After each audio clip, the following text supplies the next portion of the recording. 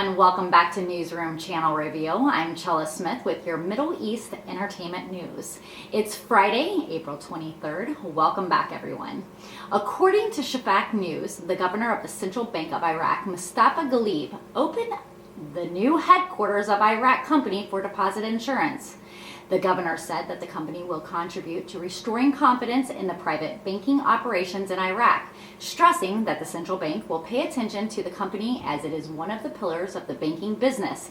He explained that the public and private banking sector's activity participated in establishing this company to become one of the pioneer institutions supporting the banking business. It is noteworthy that the Iraqi Deposit Insurance Company provides a cover to guarantee public deposits with Iraq's banks licensed by the Central Bank of Iraq inside of Iraq, especially small depositors. Akish Sherman from National Business said that the Central Bank of Iraq signed an agreement with global payment company MasterCard to reduce the use of cash and promote digital payments in the country. The agreement will help Iraq digitize its payment ecosystem, boost financial inclusions, encourage social economic development, and magnetize the risk of a shadow economy. The entity said in a joint statement on Monday, "We are very much looking forward to working with MasterCard to advance Iraq's digital transformation, beginning with the education sector." Duha Mohammed, Director General for the Payment Department at CBI, said, "We clearly recognize the digital economy has a vital role to play, especially in enabling formal economic growth through a new payment ecosystem that is transparent, simple, and effective." Iraq's population is nearly 40 million and a largely cash-driven, according to the World Bank. Almost 99.8% of 122 billion personal consumption expenditures was made in cash in 2019, per the lender. Alphabet News reported the Minister of Finance, Alawi, revealed on Tuesday a request to be submitted to the presidency for the Republic that includes reviewing some of the corrections in the 2021 budget. They said they will ask the presidency, the Republic, to reconsider some of the budget's corrections, Alawi said in a joint weekly press conference held at the Capitol building, attendance by the Alphabet News correspondents. "We will also try to find a good solution to raise the level of Iraqis per capita income," he added. Baghdad today reported the head of Barak al-Khar parliamentary bloc, Mohammed al-Khalidi, revealed Tuesday that the truth of the news that talks about the secret negotiations between American Iran's delegations in Iraq. In an interview with Baghdad today, Mohammed al-Khalidi said there is a series of problems between American and Iran's that have multiple addresses, the most prominent of which comes in the economic framework that represents the most important influential pyramid in the rest of the files. Al-Khalidi added that the Biden government, after seizing control of matters in the White House, opened the doors wide open in dialogue with Iran. The head of Barak al-Khar bloc in parliamentary pointed out that Iraq is effective in the Middle East region and has an impact to these meetings and in terms of pushing a more stable environment in the Middle East. And in recent press reports spoke of Iran-American negotiations being secretly conducted in the capital of Baghdad, away from the media, with the aim of reaching an agreement between the two parties. Also reporting from Alphabet News, yesterday, a member of the Future Bloc Parliament, Sharkut Shams Alden, revealed that the Prime Minister Mustafa al-Kazimi visited to the United States will be scheduled for next July. According to the statement by Sham Alden, the Euphrates News received a copy of it. Al-Kazimi will be visiting Washington next July to discuss the relations, especially the withdrawal of American forces and what the American sides require to provide to Iraq, the stage, and how relations will be in it.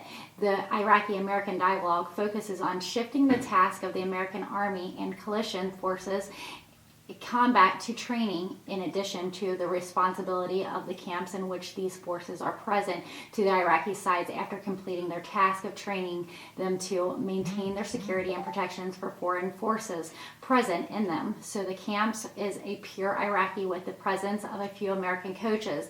The Iraqi sides also pledged to protect the American forces before the complete withdrawal and the diplomat missions, and that the dialogue also focused on the two issues of investments and economics.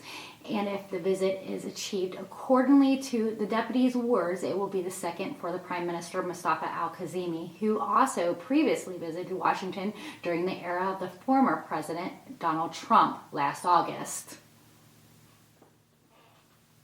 Mwanzi News also reported the Finance Committee Wednesday on the government's desire to change some of the budget items. And while identifying points that the government may allow to appeal to the judiciary, it confirms that the monitoring of the implementation of the budget agreement between Baghdad and Erbil.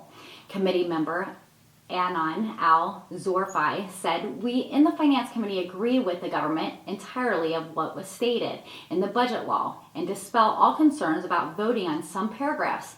He says, "I believe that the government is obligated to implement budget law, and I do not see justification for the government to challenge this law. And if it does so, then I believe that the House of Representatives, he will make some measures towards that." Regarding the budget items that may carry a financial benefit, al-Zorfi said, "Any paragraph in the budget that costs the government and the budget additional sums outside of the allocated sums, the government has the right to challenge it before federal court. And I think that the court will rule the government on the point. If any, but most of the budget items have not. It is outside the framework of the total budget cost." On the amounts added to the budget after the rise in oil prices, he stressed the economic treatment that has been put into budget are capable of fulfilling the deficit and now providing more sums regarding the parliamentary role in following the implementation of the budget provision. Al-Zorfi stressed, "Certainly, there will be an interest monitoring the House of Representatives, especially the Finance Committee, on the government spending and the terms of the agreement between the government and the region, which is commitment between the two parties, and the region does not comply at the time. The government will not pay any financial obligations towards the regions." As we have said earlier, on Wednesday, the Council of Ministry authorized Prime Minister Mustafa al-Kazimi to challenge some of those budget provisions for federal court.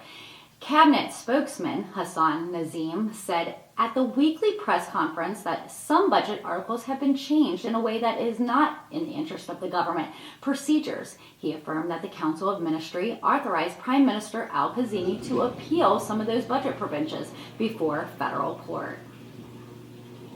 Don't forget to join us on Sundays for What's Cooking in the Kitchen. This Sunday we'll be having chicken jalapeno chili, and so that way everyone can join us. This is what you will need at home: a pound of chicken, I prefer boneless, red pepper, green pepper, tomato paste, fresh jalapenos, a cup of chives, olive oil, 2.5 cups of chicken broth, black pepper, onion powder, cayenne pepper, and a bag of cauliflower rice. Now, I'm from Cincinnati, and Cincinnati is a famous city where it's famous for its chili. I'm going to use a third packet of Cincinnati chili powder, which is completely optional. Don't forget to join us on Sundays for What's Cooking in the Kitchen. Thank you, everyone, for joining me here today on Newsroom Channel Weekly Review. Have a fabulous weekend and take care. Make sure you join us Fridays, 4 p.m. with Newsroom Updates with Chella Smith, Entertainment News. And don't forget us on Sundays for What's Cooking in the Kitchen. You can also find us behind the scenes 24/7 on Snapchat.